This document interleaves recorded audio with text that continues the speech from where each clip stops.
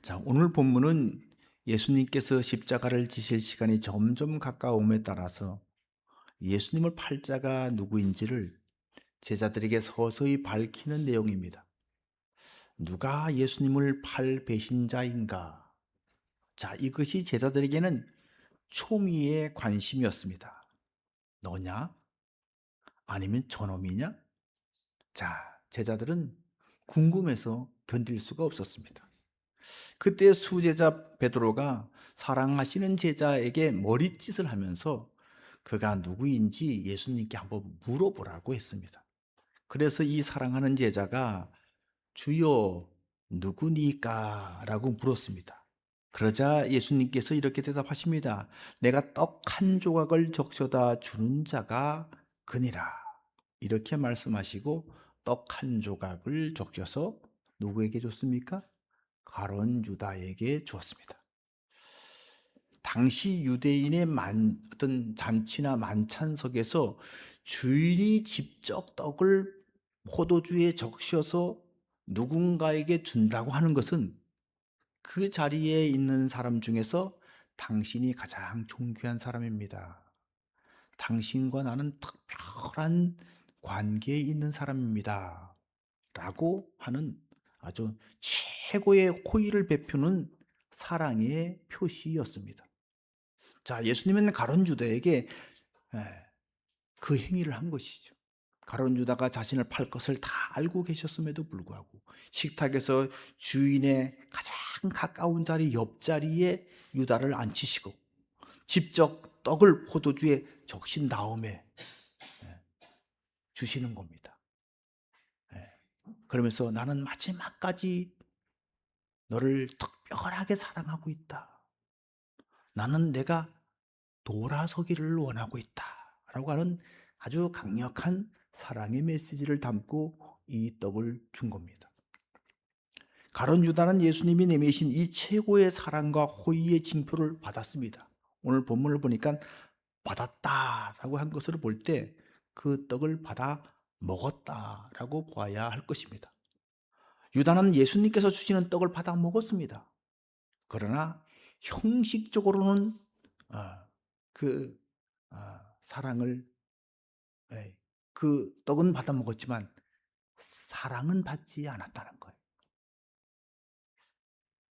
받고 나갔습니다. 30절을 보겠습니다. 유다가 그 조각을 받고 곧 나가니 밤이라라. 뭐하러 나갔을까요? 예수님을 팔아 넘기기 위해서 나간 것이죠.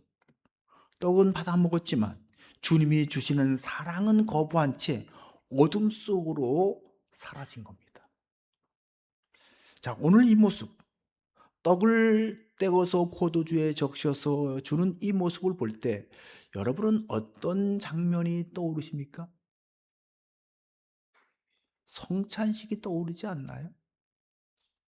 요한복음에는 마지막 만찬 때 제자들의 발을 씻기는 내용만 기록되어 있고 모든 제자들에게 떡을 떼어주면서 성찬식을 제정하시는 내용은 기록되지 않았습니다.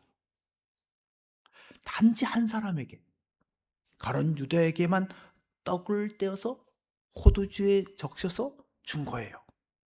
자, 그러니까 마치 성찬의 의미를 담은 듯한 최고의 사랑을 지금 누구에게 주는 거예요? 가룟 유다에게만 주는 거예요. 요한복음이 기록될 당시에 초대교회는 이미 성찬식을 거행하고 있었습니다. 자, 그렇다면 예수님의 이 행동은 어떤 의미가 있는 겁니까? 내가 내 살과 피를 너에게 준다. 이걸 먹고 나를 기념하고 나를 생각해라. 이걸 먹고 나와 하나가 되자. 이걸 먹고 내가 내 안에 거하는 진정한 연합을 이루자. 지금 가룟 유다는 딴 생각하고 있는데, 그죠? 예수님 팔 생각하고 있는데 지금 이렇게 지금 암시적으로 촉구하고 있는 거예요. 정말 예수님은 가룟 유다에게 당신의 살과 피를 나눠주시면서 정말 하나가 되자, 정말 연합하자고 하는 최고의 사랑을 제시하고 있는 겁니다. 자, 그런데 유다는 그 떡은 먹었지만 연합은 거절했습니다. 하나가 되는 것은 거절했습니다. 사랑은 거부했습니다. 그리고 여기서 주님과의 관계는 끝났습니다. 자, 오늘 본문에서 또 눈여겨보아야 할 또 다른 제자 한 명이 있습니다. 누굴까요? 이름 대신에 그가 사랑하시는 자라고 표현된 제자입니다. 23절에 보십시오. 예수의 제자 중 하나 곧 그가 사랑하시는 자가 예수의 품에 의지하여 누웠는지라. 이 사랑하는 자가 누굴까요? 수제자 베드로는 아니죠? 그럼 누구죠? 학자들은 사도 요한일 것이라고 추정합니다. 자, 그럼 요한은 왜 자기 이름 대신에 사랑하시는 자라고 표현을 했을까요? 두 가지 이유가 있다고 생각됩니다. 첫째는 겸손의 표현입니다. 예수님께서 자신을 제일로 사랑한다고 스스로 말하면 자칫 교만해 보일 수 있지 않겠습니까? 사도 요한이 요한복음을 쓸 당시를 한번 생각해 보십시오. 모든 사도들이 다 순교했습니다. 요한만 남았어요. 이제 예수님을 육적으로 보았고 그 예수님의 육성을 직접 들었던 사람은 요한밖에는 남아있지 않습니다.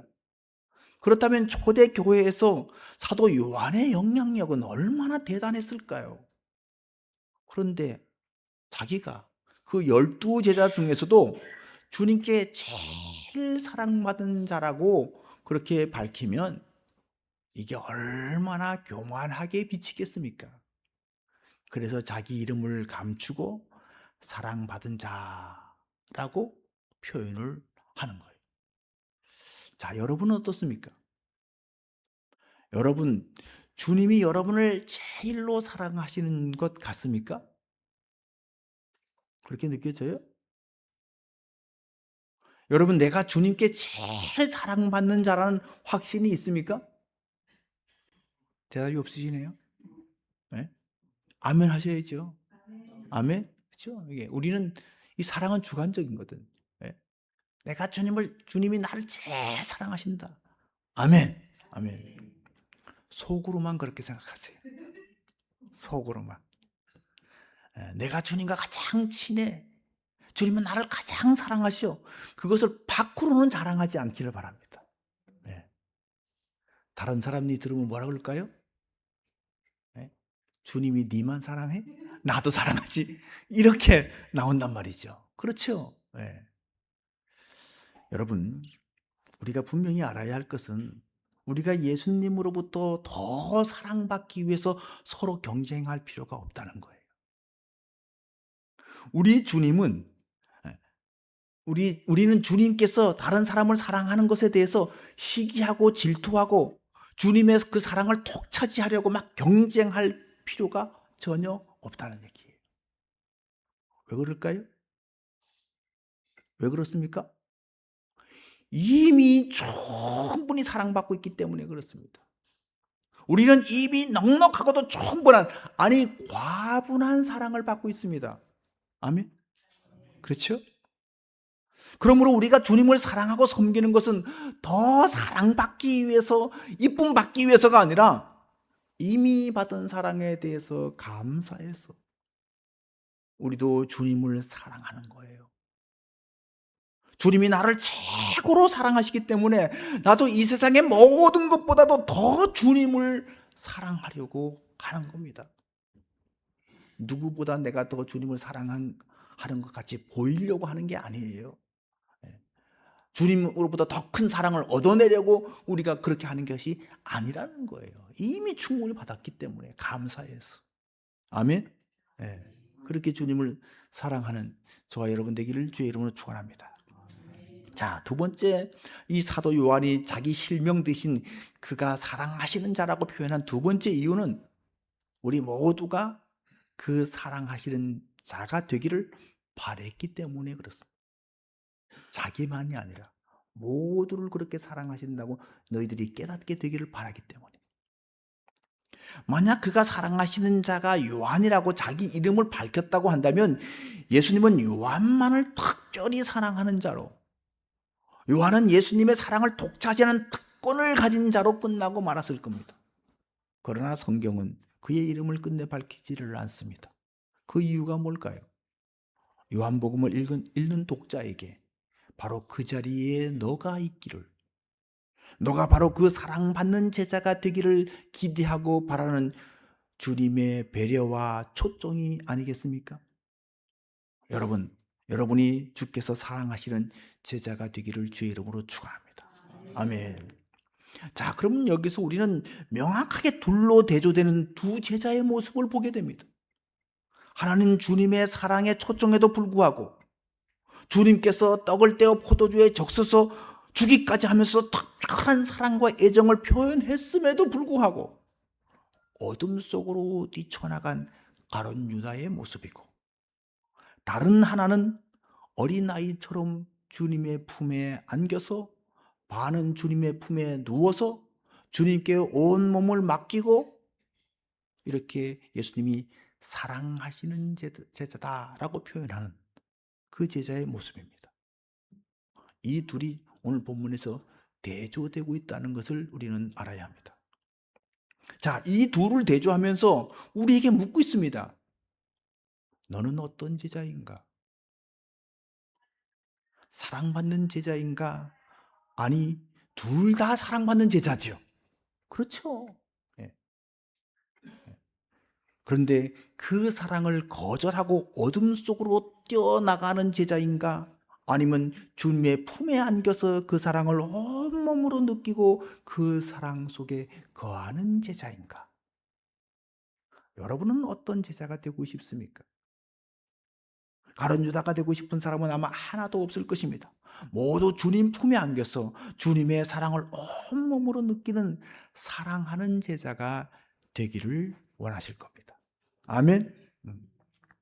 자, 그럼 여러분, 주님의 품에 의지해서 누웠다는 것이 어떤 의미가 있을까요?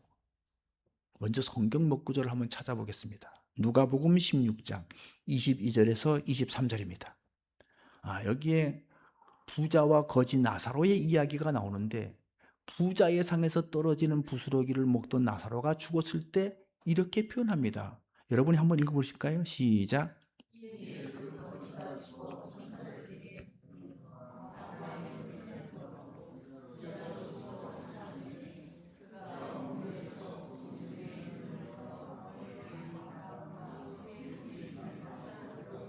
아멘. 여기 아브라함의 품이라는 말이 나오죠.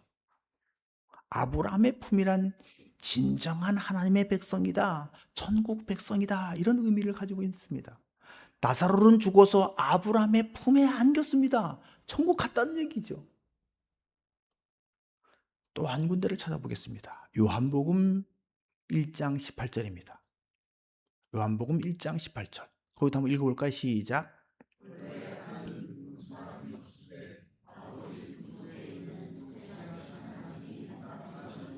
자, 여기 아버지의 품이라고 나옵니다.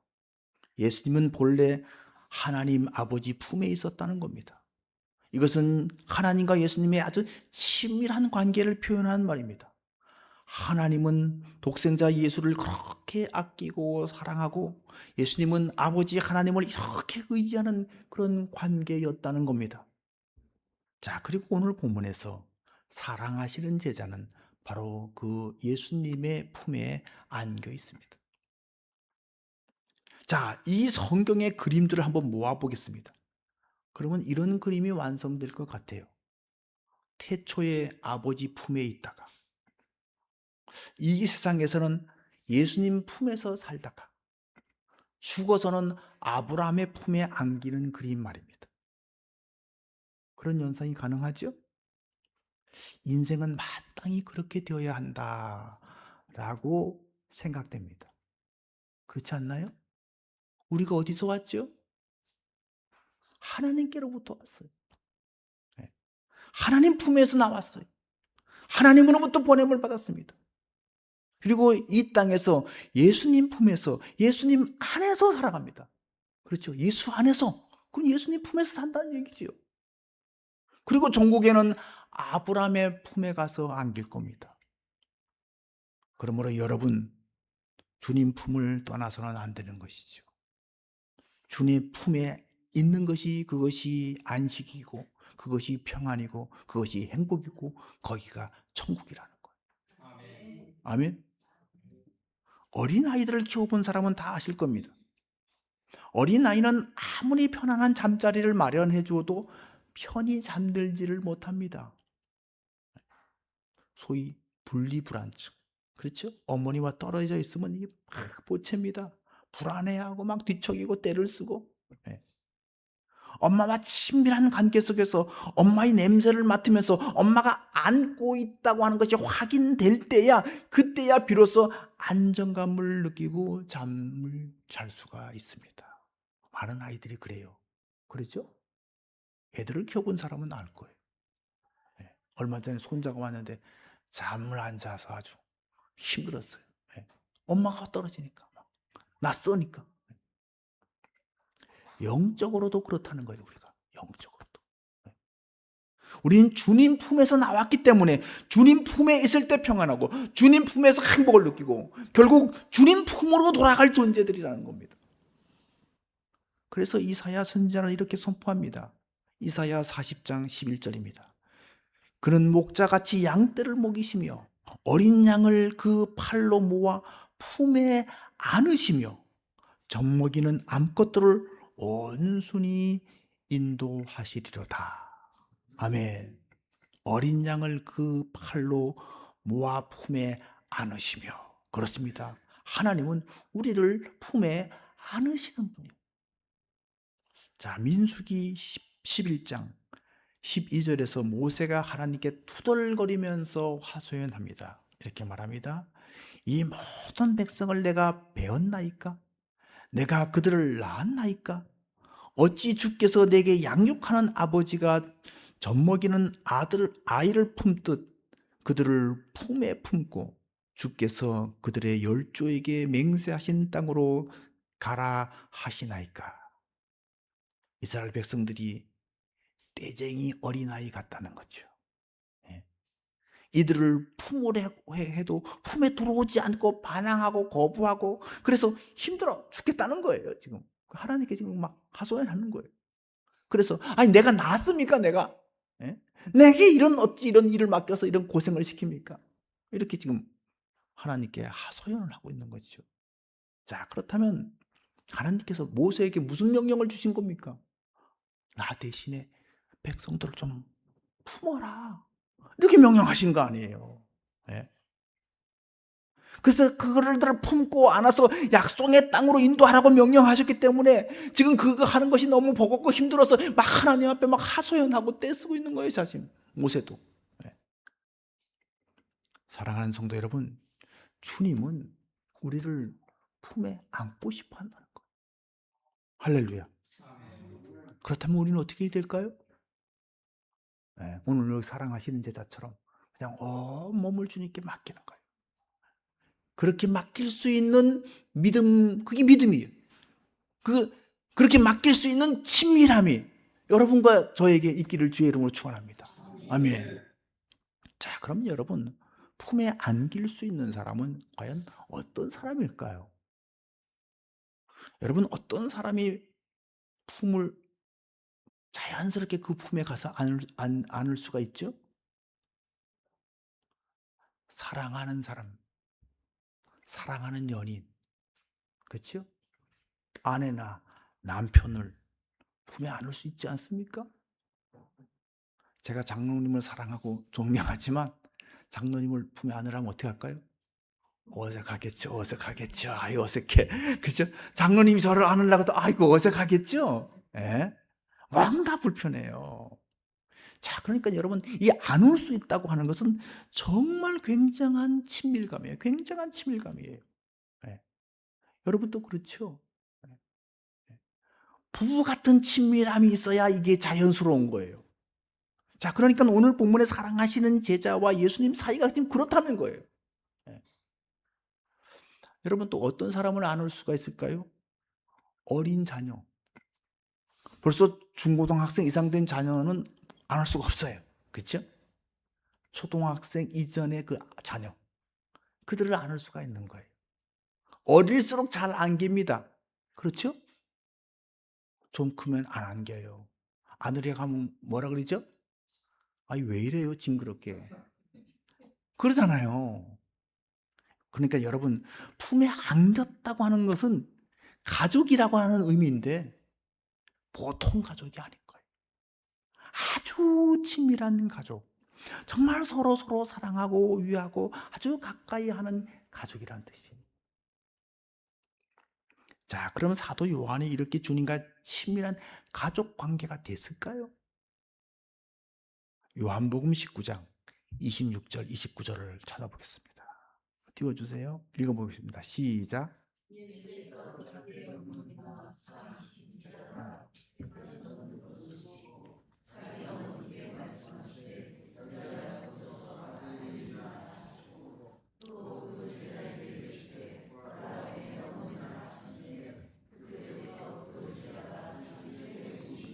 아멘.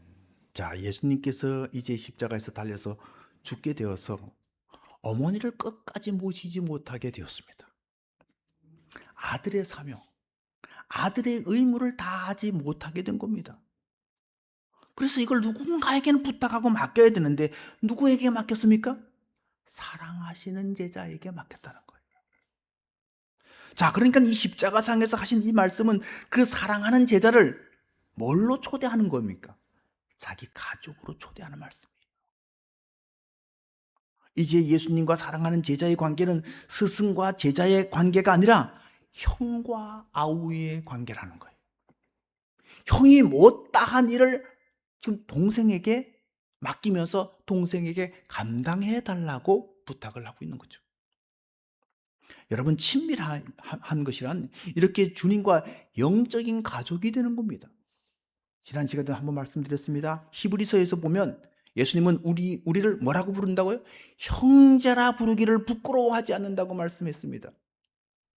우리를 형제라 부르시고 먼저 하늘에 가셔서 하늘 아버지의 유업을, 하늘의 처소를 준비하고 계시는데 그 대신 너희들은 땅에 있으면서 내 동생으로서 이 땅에서 내가 다 하지 못한 일을 좀 해달라고 부탁하는 거예요.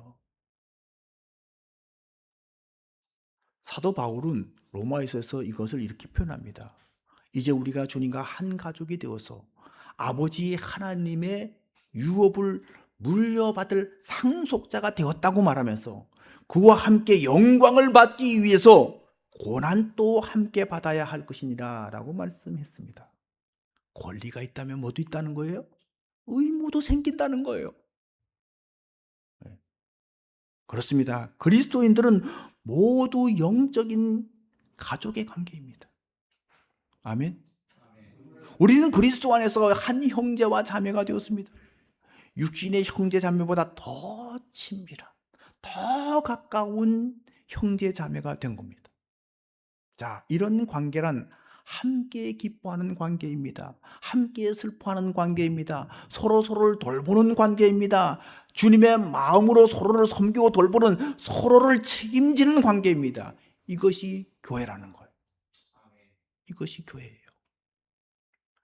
여자여 보소서 아들이니다. 보라 내 어머니다. 이렇게 이 둘을 묶어 주신 것처럼 이렇게 묶여서 영적 가족이 된 공동체가 바로 교회입니다.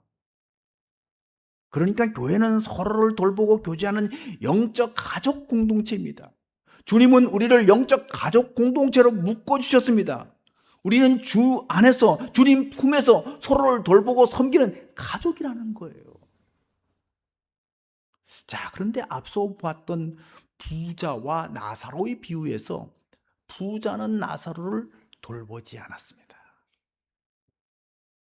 저 거지는 나와 상관이 없어. 나는 별개의 사람이야. 나는 저 사람과 아무 관계가 없는 사람이야. 담쌌어요. 부자는 이렇게 생각하면서 자기 혼자 먹고 살았다는 얘기죠. 그러니까 나중에 보니까 그의 생각이 그의 생각대로 됐습니다. 나사로는 지옥에 떨어진 부자에게 물 한 방울도 줄 수가 없었어요. 완전한 단절이었습니다. 성경을 보면 그때 목마름을 호소하는 부자에게 아브라함이 이렇게 말합니다. 띄워주실까요? 26절이죠. 누가복음 16장 26절. 다시 한번 읽어봅니다. 시작.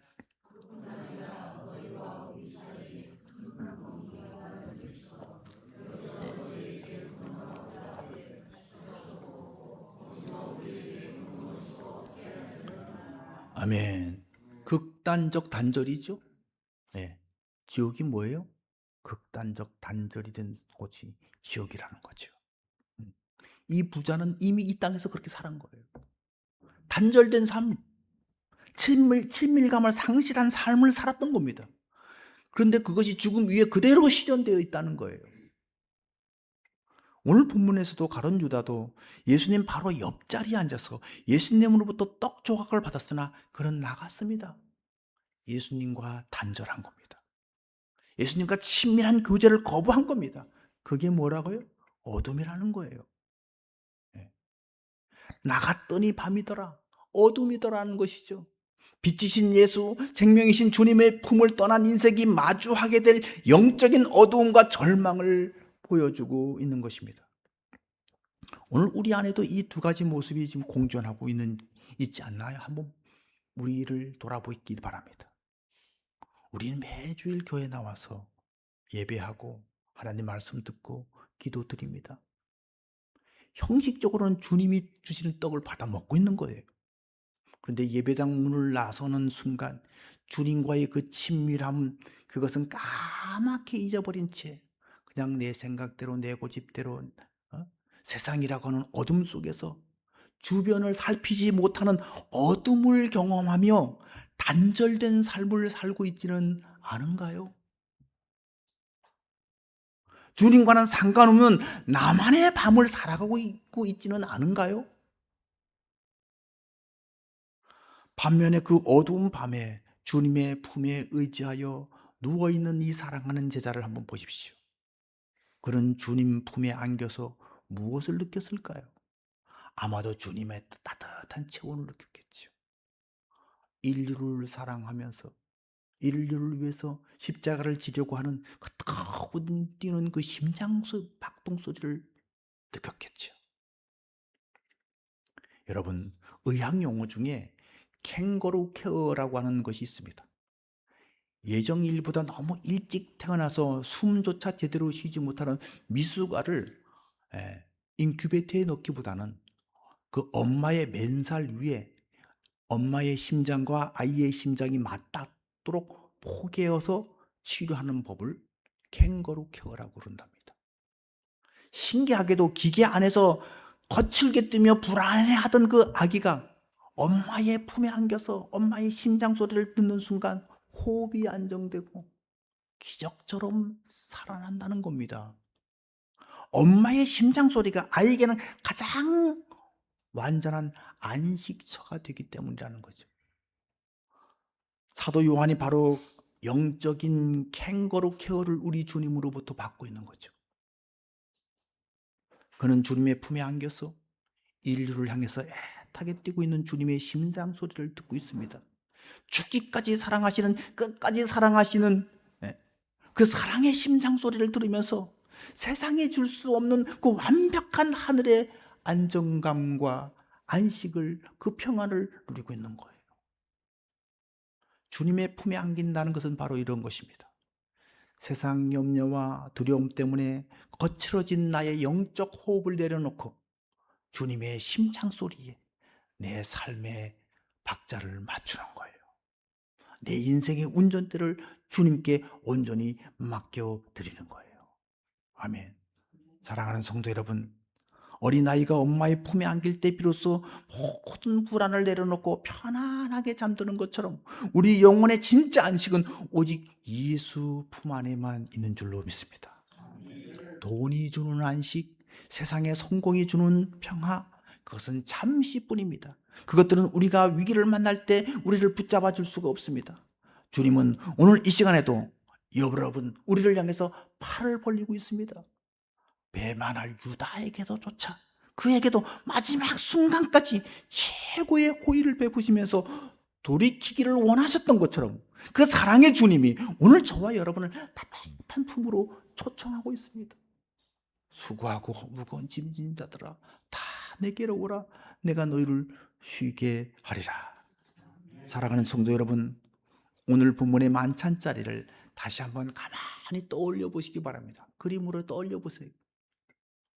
주님은 당신을 팔아넘길 가룟 유다를 가장 가까운 자리, 왼쪽 자리에 앉히시고 마지막 순간까지 최고의 사랑이 담긴 떡 한 조각을 그에게 내미셨습니다. 그리고 당신을 사랑하는 요한은 오른쪽에 누워서 주님의 심장 소리를 듣게 하셨습니다. 주님은 당신을 배반할 자에게도 사랑하시는 자에게도 똑같이 당신의 품을 열고 계시는 거예요. 주님의 품은 차별이 없었다는 거예요. 우리가 과거에 어떤 죄를 지었든 지금 얼마나 내가 무너져 있든지 그것 전혀 상관하지 않고 주님은 오늘 또 우리 모두를 향해서 그 품을 이렇게 벌리고 있다는 거예요. 문제는 뭡니까? 우리의 선택입니다.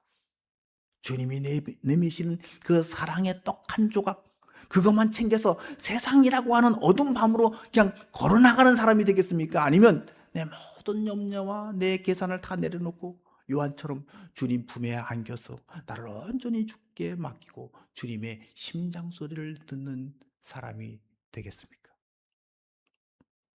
이제 내 힘으로 버티려고 안간 힘을 쓰며 뒤척이면서 그런 영적인 방황, 그것을 끝낼 수 있기를 바랍니다.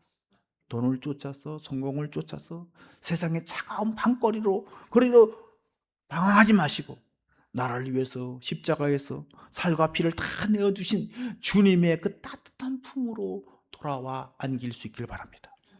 세상이 아무리 어둡고 캄캄한 밤을 지난다 할지라도 주님 품에 안에 머무는 자에게는 그 어디나 거기가 하늘나라고 거기가 빛의 자리가 될 줄로 믿습니다. 그리하여 이 땅에서는 예수님 품에서 세상에 줄 수 없는 참된 평안을 누리고 장차 저 천국 영원한 아브라함의 품에 안기는 저와 여러분이 될 수 있기를 주의 이름으로 축원합니다. 아멘. 기도하겠습니다. 사랑과 은혜가 풍성하신 하나님 아버지, 오늘 말씀을 통해 우리 자신을 돌이켜보게 하시니 감사를 드립니다. 주님은 배반할 유다에게조차 마지막 순간까지 사랑의 떡을 내미시며 연합을 원하셨습니다. 그러나 유다는 그 사랑을 거절하고 차가운 어둠 속으로 걸어나갔습니다. 하나님, 혹시 우리도 예배의 떡은 받아 먹으면서 세상 속에서는 주님을 잊고 내 고집대로 어두운 밤을 살아가고 있지는 않은지 주여 우리를 돌아보게 해 주시옵소서. 주님과 단절되었던 우리의 영적 방황을 끝내게 해 주시옵소서. 이제는 사도 요한처럼 모든 계산을 내려놓고 예수님 품으로 뛰어들기를 원합니다. 미숙아가 엄마의 심장 소리를 들으며 안정을 찾듯 세상 염려와 두려움으로 거칠어진 우리의 영적 호흡을 주님 품에 다 내려놓게 해 주시옵소서. 내 힘으로 버티려 했던 교만을 버리고 인류를 향해 뛰는 주님의 심장 소리에 내 삶의 박자를 맞추게 해 주시옵소서. 세상이 아무리 캄캄할지라도 예수님의 품 안에 머무는 자에게는 그 어디나 빛의 자리가 될 줄로 믿습니다. 세상이 주는 잠깐의 안식이 아니라 주님 품이 주는 영원한 평안을 누리게 해 주시옵소서. 그리하여 이 땅에서는 예수 안에서 살고 전국에는 아브라함의 품에 안기는 구원의 은혜를 우리가 다 받아 누리게 해 주시옵소서. 우리를 품고 인도하시는 우리 주 예수 그리스도 이름으로 간절히 기도드렸사옵나이다. 아멘.